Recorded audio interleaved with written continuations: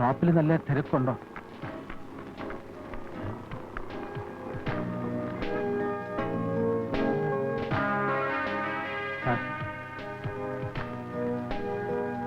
ഒരു കാര്യം സംസാരിക്കാനുണ്ടായിരുന്നു. സംസാരിക്കാം.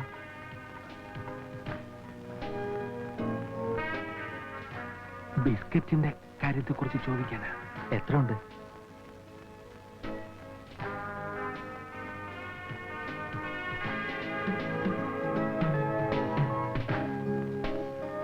എത്രണ്ണമുണ്ട്?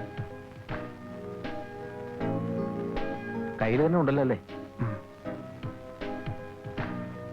അല്പം വെയിറ്റ് ചെയ്യും.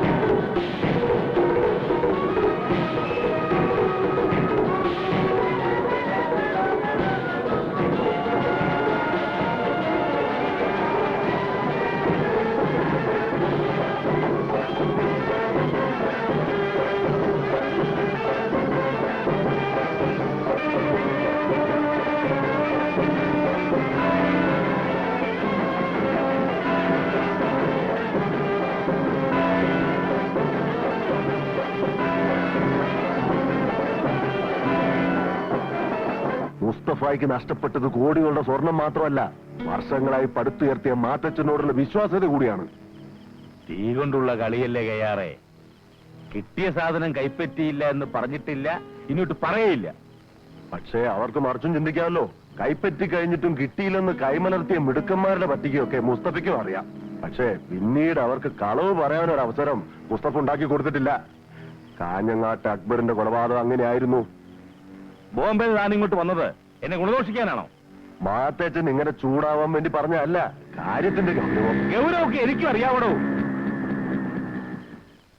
താ മുസ്തഫയോട് പറ ഉടനെ വന്ന് കാണുന്നുണ്ടെന്ന്. എന്തായി കുഞ്ഞെ? ഇൻഫർമേഷൻ ശരിയാണ് സർ. ടൗണിൽ ഒരു ചെറുപ്പക്കാരൻ സ്വർണം നിൽക്കാൻ വേണ്ടിയുള്ള ശ്രമത്തിലാണ്. കുഞ്ഞയാളെ കണ്ടോ? സർ, സ്വർണ്ണക്കടയിൽ നിന്ന് ഇറങ്ങി ഓടിയപ്പോഴാണ് ഞാൻ അയാളെ ഫോളോ ചെയ്തത്.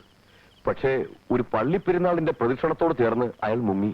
അതുകൊണ്ട് അന്വേഷണം നിർത്തി സാറിങ്ങി പോകുന്നു അല്ലേ?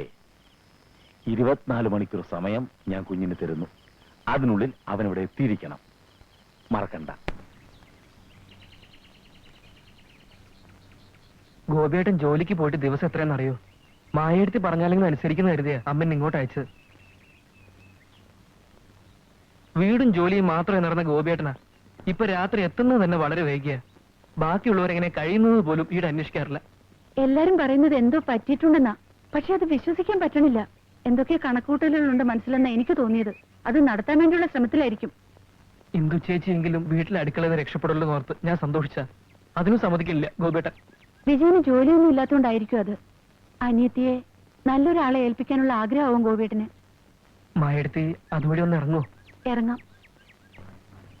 ഇത് അമ്മയെ ഏൽപ്പിച്ചാ മതി. വേണ്ട മായെടുത്ത്.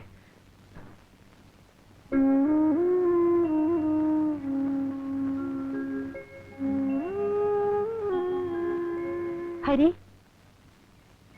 വീട്ടില് അച്ഛൻ കല്യാണം നടത്താനുള്ള വാശിയില്ല. നാളെ ആരൊക്കെ വരുന്നുണ്ടത്ര എന്നെ കാണാൻ. ഗോപിയേട്ടനോടൊന്ന് പറയൂ.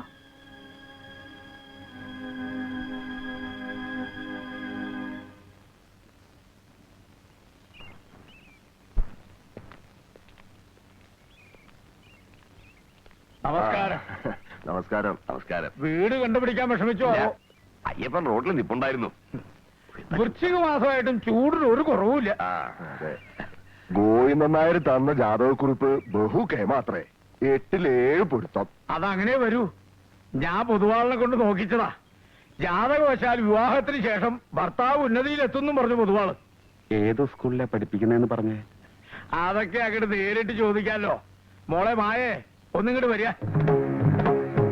ആരാ വരണേ? അകന്നൊരു ബന്ധുവാ. പറഞ്ഞിട്ടെന്താ?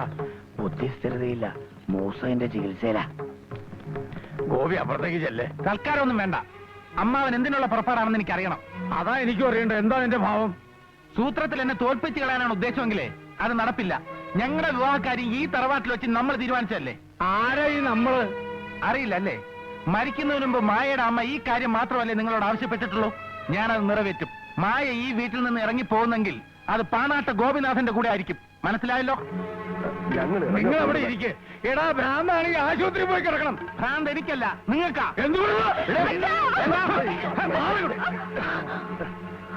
മായയുടെ അച്ഛനായിപ്പോയി. ഇല്ലെങ്കിൽ കാണിച്ചു തരായിരുന്നു. കാണിക്കൂ അത്ര.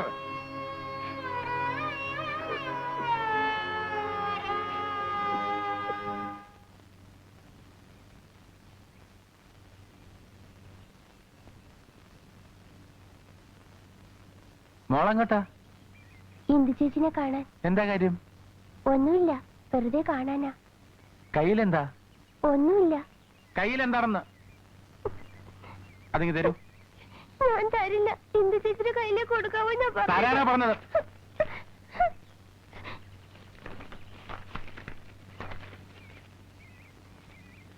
എന്റെ ഇന്ദുവിന് കുറെ ദിവസമായി കാണാൻ കഴിയാത്തവരുള്ള വിഷമം ഇന്ദുവിനേക്കാളേറെ എനിക്കുണ്ട്.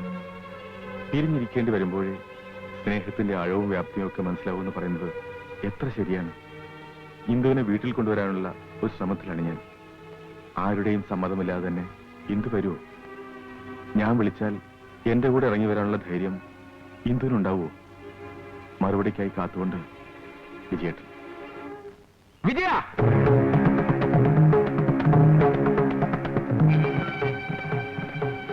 ഗോപിയേട്ട. ഗോപിയേട്ടനോ? ആരാണോ നിന്റെ ഗോപിയേട്ടൻ? ഇരുന്ന് സംസാരിക്കാം, വെറുതെ ബഹളം ഉണ്ടാക്കരുത്. ബഹളം ഉണ്ടാക്കാൻ തന്നെയാ വന്നിരിക്കുന്നത്. ഈ കല്യാണം നടത്താൻ സമ്മതിക്കില്ലെന്ന് ഞാൻ നേരത്തെ പറഞ്ഞിട്ടുള്ളതാ അല്ലേ? പിന്നെ എന്താണ് ഇതിന്റെ അർത്ഥം? ഇന്ദുവിന്റെ സമ്മതം ചോദിച്ചോ നിങ്ങൾ? അവളുടെ രക്ഷകർത്തൃത്വം നീ ഏറ്റെടുക്കണ്ട. നീ വിളിച്ചെടുത്ത് ഇറങ്ങി വരാൻ അവളൊരു അനാഥ പെണ്ണുമല്ല. ഇന്ദുവിന്റെ കാര്യത്തിൽ എന്താ ചെയ്യണമെന്ന് ഞാൻ തീരുമാനിച്ചിട്ടുണ്ട്. അത് സമയമാകുമ്പോൾ നടത്തി കാണിച്ചു തരാം. എന്താണ് നീ ചെയ്യാൻ പോകുന്നത്? പറയണം, പറയണം. അതറിഞ്ഞിട്ടില്ല ബാക്കി കാര്യം. പറയണം. എന്താണ് നിനക്ക് ചെയ്യാനുള്ളത്? എനിക്ക്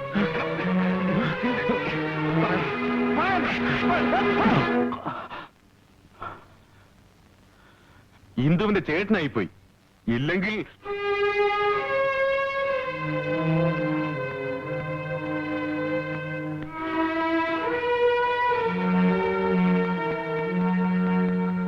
ഞാൻ ഏതായാലും അപ്പുണ്ണിക്ക് കത്ത് എഴുതിയിട്ടുണ്ട്. എത്തിയാൽ ഉടനെ ഒരു സുദർശന ഹോമം, പിന്നെ ദേവിക്കൊരു തിറയാട്ട്. ഹോമവും തിറയും. അസുഖം വന്ന ഡോക്ടറെ കാണണം. ചികിത്സിച്ച് മാറ്റുന്ന രോഗം തന്നെ അത്. അതിപ്പോ ഹരി, ഇത് സാധാരണ പോലൊരു അസുഖമല്ലല്ലോ. അതന്നെയാ പറഞ്ഞത്. അതിന് സ്പെഷ്യലൈസ് ചെയ്ത ഡോക്ടറെ കാണണം. അവനെ കൊണ്ടുപോയി ഭ്രാന്തന്മാരുടെ ഡോക്ടറെ കാണിക്കണമെന്നാണോ നീ പറയണേ? അമ്മയുടെ വർത്താനം കേട്ട തോന്നും ഇതാരോ മനഃപൂർവ്വം വരുത്തി വെച്ചതെന്ന്. അമ്മയെ ഭ്രാന്ത് ഒരു രോഗം തന്നെയാണ്. അതിപ്പോ എങ്ങനെ ഗോപിയൊന്ന് അറിയിക്കുക? ഞാൻ പറഞ്ഞോളാം ഏട്ടനോട്. സാവധാനത്തിൽ ഹോസ്പിറ്റലിൽ എത്തിച്ചാൽ മതിയല്ലോ. എന്റെ ഒരു കൂട്ടുകാരന്റെ ബന്ധു കൂടി ഡോക്ടർ. ആർക്കും ഒരു ദ്രോഹം ചെയ്യാത്ത എന്റെ കുട്ടിക്ക് ഇങ്ങനെ വന്നല്ലോ എന്റെ ഈശ്വര. ഭഗവതി കാക്കണേ. അപ്പൊ ഇത്ര വരെ എത്തി കാര്യങ്ങളല്ലേ? എന്ത് പറ്റി നിന്റെ നെറ്റിയില്? കുടുംബത്തിന് വേണ്ടി രാപ്പകൽ കഷ്ടപ്പെട്ടതിന് എനിക്ക് കിട്ടിയ കൂലി. ഇപ്പൊ എനിക്ക് ഭ്രാന്താത്രേ. അമ്മ കൂടി ഇതിന് കൂട്ട് നിന്നല്ലോ എന്ന് ഓർക്കുമ്പോഴാ. മോനെ, നിനക്ക് എന്താ പറ്റിയത്? ഒന്നും പറ്റിയിട്ടില്ല. എന്റെ മനസ്സിൽ ചില കണക്കൂട്ടലുകളൊക്കെ ഉണ്ട്. അതിപ്പോ നിങ്ങളോട് പറയാൻ പറ്റുന്ന മാനസികാവസ്ഥയിലല്ല ഞാൻ. എല്ലാവരും നിന്നെ കുറിച്ച് എന്തൊക്കെയാ പറയുന്നുണ്ട്. അത് നിങ്ങളുടെയൊക്കെ നാവിന്ന് പുറപ്പെട്ട വർത്തമാനങ്ങൾ തന്നെയാ.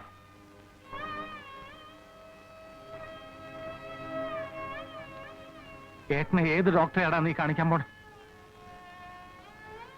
അതിനു മുമ്പ് ഇവിടെ മറ്റു ചില കാര്യങ്ങൾ എനിക്ക് തീരുമാനിക്കാനുണ്ട്. എന്താ നിന്റെ ഭാവം? നേരം നോക്കി ആഹാരം ഉണ്ടാക്കണ കുടുംബത്തിൽ നിന്ന് കല്യാണം വേണ്ടെന്ന് പറഞ്ഞാണോ ഏട്ടൻ ചെയ്ത് തെറ്റ്? ഇപ്പൊ അതൊന്നും ആലോചിക്കണ്ട, അതിനൊക്കെ സമയമുണ്ടല്ലോ. ഇല്ല, പെൺകുട്ടികൾ ഏത് വഴിക്കാ പോണെന്ന് അമ്മയെങ്കിലും ഒന്ന് ശ്രദ്ധിച്ചോ. അവൾ ഒളിച്ചോടാൻ പോവത്രേ. ഞാൻ അവൾക്ക് ആരുമല്ല. എങ്കിൽ പിന്നെ അതൊന്നും ഒന്ന് കാണണമല്ലോ. എന്താ ഗോപി ഇത്? ഈ ഉമ്മറത്ത് നിന്ന് പുറത്തോട്ട് ഇറങ്ങിയാൽ അറിയാൻ കാര്യങ്ങൾ. വീട്ടുകാരെ സമ്മതിച്ചില്ലാച്ച ഒളിച്ചോട്ടം. എവിടെ പോയി ഒളിക്കോളി നീ? ആശയ മോഹം തീരുമ്പോ തിരിച്ചിങ്ങോട്ട് വന്നൊന്ന് കരഞ്ഞു തീർത്താൽ മതിയല്ലോ അല്ലേ? ഇന്ദു,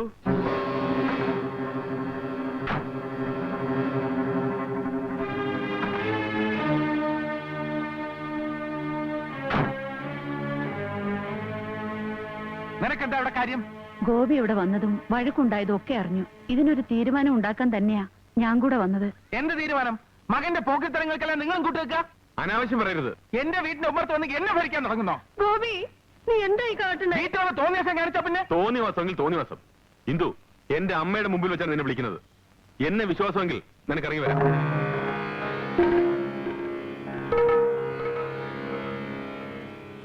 ഞാൻ അവളുടെ ഏട്ടനാണെങ്കിൽ അവളെ പടി കടന്ന് പുറത്തേക്ക് വരില്ല. ഗോപി, നീ ഇനിയും പ്രശ്നം ഉണ്ടാക്കരുത്. ഞാൻ എന്ത് ചെയ്തു എന്ന് അമ്മയെ പറയണേ? ഇവന്റെ വീട്ടിൽ ചെന്ന് എന്നെ ഇവൻ അപമാനിച്ചു. വീണ്ടും അധികാരം കാട്ടാനെത്തിയിരിക്കുന്ന ഇവനെ നിലവറ നിലവിളക്ക് വെച്ച് ഞാൻ സ്വീകരിക്കണോ? നമുക്ക് പിന്നീട് ഇതിനെ കുറിച്ച് ആലോചിക്കാം. നിങ്ങൾ ഇപ്പൊ പോണം. അമ്മേ, ഇന്ദുവിന്റെ ഇഷ്ടം അറിഞ്ഞിട്ട് തന്നെയാ വന്നത്. അവൾ എന്റെ കൂടെ ജീവിക്കൂ. അത് തീരുമാനിക്കേണ്ട നീയല്ല. ഇന്ദു, ഞാനാ വിളിക്കുന്നത്.